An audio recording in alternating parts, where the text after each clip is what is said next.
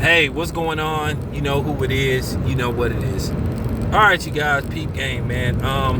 Just wanted to knock out a video or two. I'm gonna knock out a couple of videos probably before I shut it down. But I gotta say some shit because everybody knows I keep it 100. I told you, man, I ain't finna sugarcoat nothing. Because like I said before, at the end of the day, I respect people. I respect their opinion. But at the end of the day, you can't sit up there and show the same way you have fake outrage. You can't have inconsistent blackness neither. Or you can't, call this dude out, but then it's another dude that's pretty much doing the same thing at an even worse level or just as bad, but you giving them a pass because you like them. Basically, you can't sit up there and call Nick Cannon out, but then Jay-Z always stabbing black people in the back. Keep in mind, Jay-Z allegedly was about to sign Tekashi 6ix9ine until word got out. You know, this piece of shit Mexican snitch rapper that basically destroyed the lives of pretty much black men, but he wouldn't go snitch on his own kind. He kept snitching on black people, but then he soaked up the culture. But everybody he told on was black. And then you had black people cool with him, allegedly trying to put a hit out on another black artist by the name of Chief Keef. But everybody was cool with that. But that's what I'm saying. You can't sit, you know, it's a lot of that going around. Am I upset by what Nick Cannon did? Yeah, I'm very disappointed. But Nick Cannon has done more good than bad. And that's what I'm saying. You furious at Nick Cannon, but then you got people that want to give Jason Whitlock a pass. Stephen A. Smith a pass. Jay-Z a pass. Charles Barkley a pass. Okay? So, I don't understand that. So, I'm just, and I'm not taking those shots at nobody. Because like I said, at the end of the day, I could say who I'm talking about, but I'm just randomly talking. Because there's a lot of people that do that stuff. And I'm going to prove that in the next video. For real. Now, in case you guys don't know, Fred said something that was very interesting, and I agree with him 100%. Paulie Malignaggi need to get his ass up out of there. Says Paulie Malignaggi think black people making up racism in 2020 when it's dozens of videos where black people are being called the N-word. They done got guns pulled out on them. They done had people trying to jump them. You got black people randomly turning up hung, but this is a figment of our imagination. We're just making this up. When I say that's insulting, not only is Paulie Malignaggi ignorant, he is disrespectful.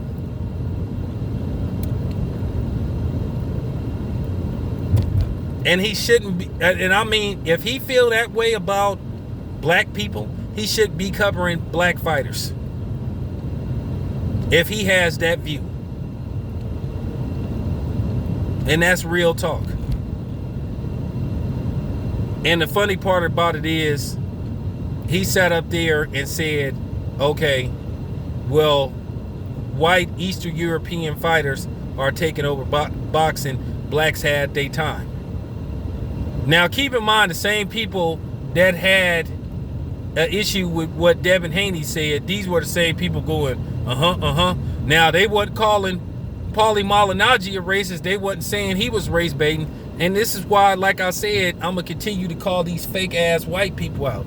And these fake-ass white people that come on my channel acting like it's all good. But actually, I done ran them off. Which is good. Nobody called Paulie Malignaggi out. But like I said before, I told you, no super chat can't shut me up. Can't buy me with no super chats. That's just real talk. I'm just keeping it 100. You ain't buying my silence. Just because y'all could do that with some other Negroes on here don't mean that work with me. You know. Well, you know what? I'm about to talk about racism. Somebody dropped $20. Well, nah, I changed my mind. And they happen to be non-black or something, and then all of a sudden you don't want to talk about it. Well, you give me $1,000 and you could be black or whatever color you are, and I'm still gonna talk about racism. Because like I said, and I'm gonna continue to talk about the double standards. But yeah, Paulie Malignaggi shouldn't be covering no black fighters. Says he feel that way about black people, that we just are delusional. I don't know where he was raised, but I don't know what the fuck wrong with that Guido motherfucker to sit up there and say something so ignorant and insensitive. But nobody don't got a problem with that. Nobody don't got a problem with that. Nobody don't see nothing wrong with what Paulie Malignaggi said. But everybody is up in arms by what somebody else then said. But this is the shit that I'll be talking about. And I'm not just putting this on Stephen Espinosa.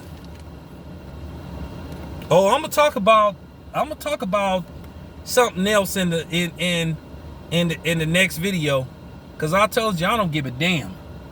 Like I said, I told you I ain't trying to I ain't trying to like be in good with certain people, cause like I say, I don't cover boxing no more, so I don't have to watch what I say. Cause like I said before, people want to talk that accountability shit. Okay, cool. Well, let's see, for real. Let's see how much accountability you finna have for certain people. Cause I'ma mention it. Real talk. I don't give a damn about nobody being mad at me. I'ma say whatever the hell I gotta say and it need to be said. Cause I told you I'm the realest dude on here. I'm not sugarcoating shit. For what? But yeah, let's talk about it. I agree wholeheartedly with Fred. Paulie's ass shouldn't be there. And we should boycott Showtime. We should call Showtime. We should tell them that we ain't buying no pay-per-view if Paulie Malignaggi is allowed to work cards that feature black fighters, since she thinks so less of black people as a whole. And then the funny part about it is he been invited to come on Trill Talk, but he don't want to come on there. He been called out. And see, guys like Paulie, them the type of dudes, I don't need to be in the same room with them, because that could turn ugly. Funny part, see, here's the thing. Paulie was trying to gloat when that video came up about Ahmaud Arbery being in the person who owned the house. Just all he did is went there, took a look, and he walked out of there. The owner verified, hey, he didn't take nothing. And he said, we saw video of several people walking in there. And Paulie Malignaggi actually tried to throw that in somebody's face and saying there's new evidence, partner, and trying to be funny. Somebody need to slap the shit out of that no punching ass motherfucker. For real. That's just so disrespectful. He was trying to gloat. He was basically trying to regurgitate what a lot of these racists spew out their mouth. So no, he don't need to be working Showtime cards. Let him go broadcast in Eastern Europe. Let him go broadcast overseas, since he feel like they so superior. But I'm trying to figure out what Eastern European fighters he talking about. What white Eastern Europeans he talking about? What, Sergey Kovalev? That's been knocked out 3 times, even though one of them was fixed with Canelo. What Triple G, who shamefully been ducking all the good black fighters at 160, who refused to fight Andre Ward after calling him out. Vasil Lomachenko, who lost to a man with double-digit losses. Who you talking about? Who? The baddest Eastern European fighter, without a shadow of a doubt, who is the real deal, is Artur Beterbiev. Bibble is a fraud. He don't want no smoke with Beterbiev. He'd rather move down to 168 than fight Beterbiev. Or he trying to age him out. So it ain't too much to change. It ain't too much to choose from. You know, Usyk unproven. I don't think he has a future at heavyweight unless he fights certain guys. I think he'll get smashed by Anthony Joshua. I think Wilder knocks him into the middle of next week. I think Ortiz could beat him.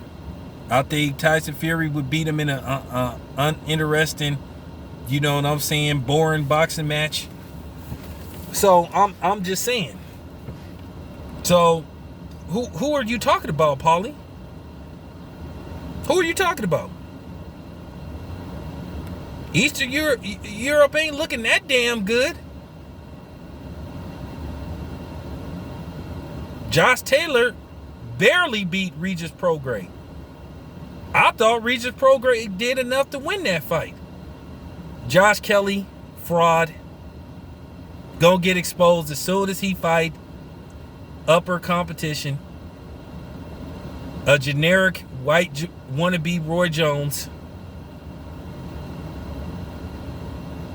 You know, I'm just saying. He gonna get, you know what I'm saying, he got solid head movement and you know what I'm saying, but he don't have fast hands. He don't have fast hands, and then one day the right fighter could time him and turn and go another direction and pop him and possibly put his lights out. Because sometimes when a dude shift to one side, you could go the opposite direction, and then you could put yourself in a position to land a big punch and put their lights out. So I'm just saying, ain't that much to choose from. So that's the thing. But that just goes to show you what type of people listen to Paulie. And that just goes to show you what fake outrage is all about. You love to have these people calling out so-called racism when it comes to blacks. But then when it comes to the white boys, then all of a sudden the cat got they damn tongue. So I'm just, you know what I'm saying, I just need somebody to help me with that. But then again, that's what you call inconsistent outrage.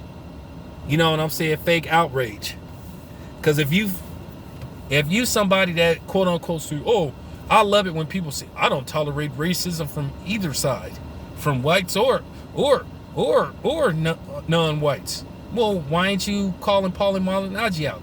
When he said that about Eastern European fighters are taking over, nobody said, hey Paulie, could you not make this about race? Everybody was like, oh, I agree. Yeah, Paulie's kicking facts. Oh, okay. But yeah, he should be working on Showtime. If you think that less of black people, then why try to make money off of them? But that's the story of America. People not respected black people, but then they want to make money off their talents. Real talk. From the movie industry to the record industry to professional sports. You know what I'm saying? Story of America. Thank you for listening. This your boy Town Biz. I'm out.